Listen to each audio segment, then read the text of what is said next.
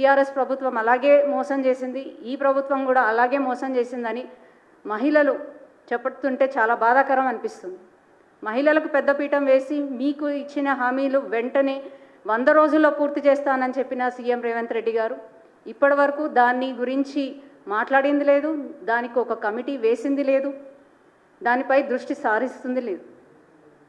ఇకపై ఇంకా మహిళలకు చిన్నపిల్లల పైన జరుగుతున్న అత్యాచారాల అన్యాయాలకైతే అసలు లిమిట్ లేకుండా పోతుంది. కాంగ్రెస్ ప్రభుత్వం పాలనకు వచ్చి 8 నెలలు పూర్తయినప్పటికీ కూడా ఇప్పటికీ మన రాష్ట్రంలో 22 కేసులు రిపోర్ట్ చేయడం జరిగింది. దానికి చిన్నపిల్లలకి సంబంధించి 1835 కేసులు child rape cases, 817 sexually assault cases, ఇంకా 50% అయితే డౌరీ హెరాస్మెంట్ కేసెస్, డౌరీ డెత్సే మనం చూస్తున్నాం. నిన్నగాక మొన్న రీసెంట్గా జూలై 2వ తారీఖు, నేను పేర్లు చెప్పాలనుకోవట్లేదు ఎందుకంటే యాజ్ అ మహిళగా నేను సాటి పిల్లల పేర్లు మహిళల పేర్లు నేను చెప్పుకోవాలనుకోవట్లేదు. 3 ఏళ్ల అమ్మాయి పైన ఆసిఫాబాద్ సిరిపురం గ్రామంలో మొన్న జూలై 2వ తారీఖున రాజేందర్ అనే వ్యక్తి 3 ఏళ్ల పసిపాపని తీసుకెళ్లి అత్యాచారం.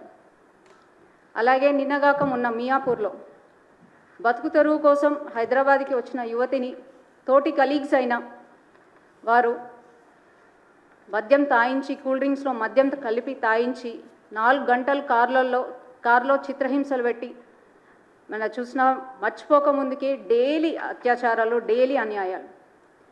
నిన్నగాక మొన్న నేరెడ్మెట్కి 14 సంవత్సరాల అమ్మాయి మీద సామూహిక అత్యాచారం. అలాగే పెద్దపల్లి ఇన్సిడెంట్ మర్చిపోక ముందుకే ఆదివాసీ మహిళ అయిన నాగర్ కర్నూల్లో ఆదివాసీ మహిళలపైన కాంగ్రెస్ నాయకుల అత్యాచారం. దానికి ఇంతవరకు ఆదివాసీ మహిళ పైన జరిగిన దానికి సీతక్క గారు ఇంతవరకు వెళ్ళి పరామర్శించింది లేదు. కనీసం ఒక మహిళగా సాటి మహిళను వెళ్ళి చూసి ఆవిడ బాధ ఏందో తెలుసుకునే ప్రయత్నం కూడా కాంగ్రెస్ మహిళా నాయకులు చేయడం లేదు. నగర నడిబొడ్డులో ఇన్ని అరాచకాలు, అత్యాచారాలు జరుగుతుంటే హోమ్ మినిస్ట్రీ చేతిలో పెట్టుకున్న రేవంత్ రెడ్డి గారు అసలు ఇంత కూడా స్పందించకపోవడం మహిళలుగా మాకు చాలా బాధ కలిగిస్తున్న విషయం. మహిళలంటే ఇంత చిన్న చూపు కలిగిన మీకు మహిళలకు పెద్దపీఠం వేస్తానని ఓట్లు తీసుకొని మీరు ఎలా గద్దెనెక్కారో అలాగే గద్దె దిగే టైం మీకు దగ్గరకు వచ్చింది రేవంత్ రెడ్డి గారు. మీకు చేత కాకపోతే హోమ్ మినిస్టర్ పదవి నుంచి పక్కకి తప్పుకొని ఆ పోర్ట్ఫోలియోని వేరేకిచ్చి కొంచెం మన సమాజంలో, రాష్ట్రంలో మహిళలు, చిన్నపిల్లలు ఎట్లాంటి అరాచకాలకు అన్యాయాలకు గురవుతున్నారో ఒక నివేదిక తీసుకొని మీరు రానున్న రోజుల్లో దీన్ని అరికట్టే విధంగా మీరు ప్రయత్నాలు చేపడతారని ఆశిస్తున్నాం.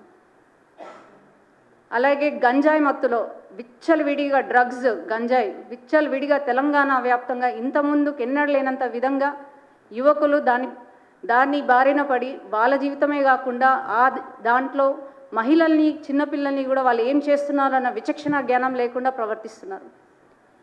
ఉక్కు పాదంతో అరికెడతామన్న మద్యాన్ని 24 hours 24/7 పబ్బులు నడుపుతున్నారు. దానిపై ఏ చర్యలు లేవు. సో వెంటనే ఇవన్నీ మహిళా సమస్యలను దృష్టిలో పెట్టుకొని 6 గ్యారంటీలలో మహిళలకు సంబంధించిన గ్యారంటీలను వెంటనే మీరు అమలు చేయాలని, తర్వాత ఈ మహిళలకి జరుగుతున్న ఏవైతే అత్యాచారాలు, అన్యాయాలు వెంటనే అరికట్టే విధంగా జూలై 9వ తారీఖున ఉదయం 10 గంటల నుంచి 1 గంట వరకు రాష్ట్ర మహిళా మోర్చా ఆధ్వర్యంలో మా రాష్ట్ర అధ్యక్షులు గౌరవనీయులు పెద్దలు కేంద్ర మంత్రి వర్యులు కిషన్ రెడ్డి గారు సూచన మేరకు ఇందిరా పార్క్ ధర్నా చౌక్ దగ్గర పెద్ద ఎత్తున మహిళలతోని మేము ధర్నా చేపట్టబోతున్నాం.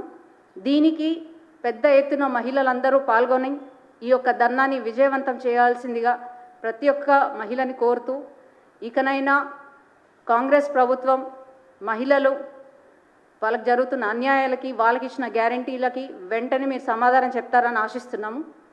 ధన్యవాదాలు.